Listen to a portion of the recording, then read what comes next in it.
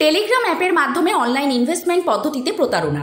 প্রায় 18,66,000 টাকার প্রতারণার অভিযোগ। বিধাননগর সাইবার ক্রাইম পুলিশের হাতে গ্রেপ্তার এই প্রতারণা চক্রের অন্যতম দুই পাণ্ডা। তবে খোঁজ মেলেনি এই চক্রের মূল পাণ্ডার। তার খোঁজে তল্লাশি চালানো হচ্ছে বলেই পুলিশ সূত্রে খবর। 2023 সালের 20 ডিসেম্বর নিউটাউনের বাসিন্দা এক ব্যক্তি বিধাননগর সাইবার ক্রাইম থানায় এসে অভিযোগ দায়ের করেন যে টেলিগ্রাম অ্যাপের অনলাইন ইনভেস্টমেন্টের নাম করে 2023 সালের ডিসেম্বর মাসের 9 তারিখ থেকে 15 তারিখ পর্যন্ত তার অ্যাকাউন্ট থেকে 18,64,000 টাকা তুলে নেওয়া হয়েছে।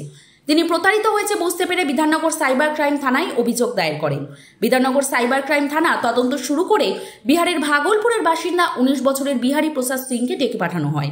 তাকে জিজ্ঞাসাবাদ করে পুলিশ নিশ্চিত হয় এই চক্রের সাথে সে জড়িত রয়েছে এবং তার ব্যাংক অ্যাকাউন্টের স্টেটমেন্টে টাকার লেনদেনের তথ্যও মিলেছে। এরপরেই ওই যুবককে গ্রেপ্তার করা হয়। বিহারী প্রসাদ সিংকে জিজ্ঞাসাবাদ করে পুলিশ জানতে পারে এই চক্রের সাথে আরও একজন জড়িত হয়েছে। সে হলো তার আত্মীয়, যার নাম বিপিন কুমার।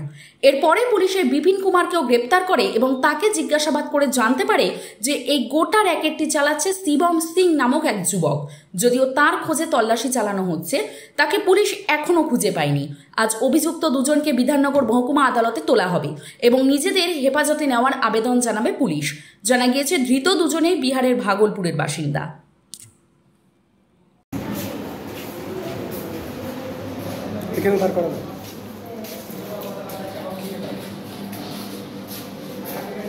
দুজনকে নিয়ে আসো।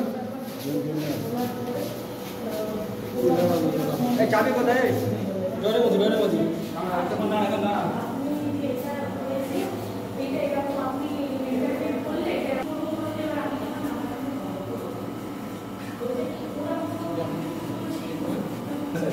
দেখে দিস বাবা, খালি আমার গাড়ি ঘোরাচ্ছে তো কি ডিউটি ওই বাবা গাড়ি এখন শেষ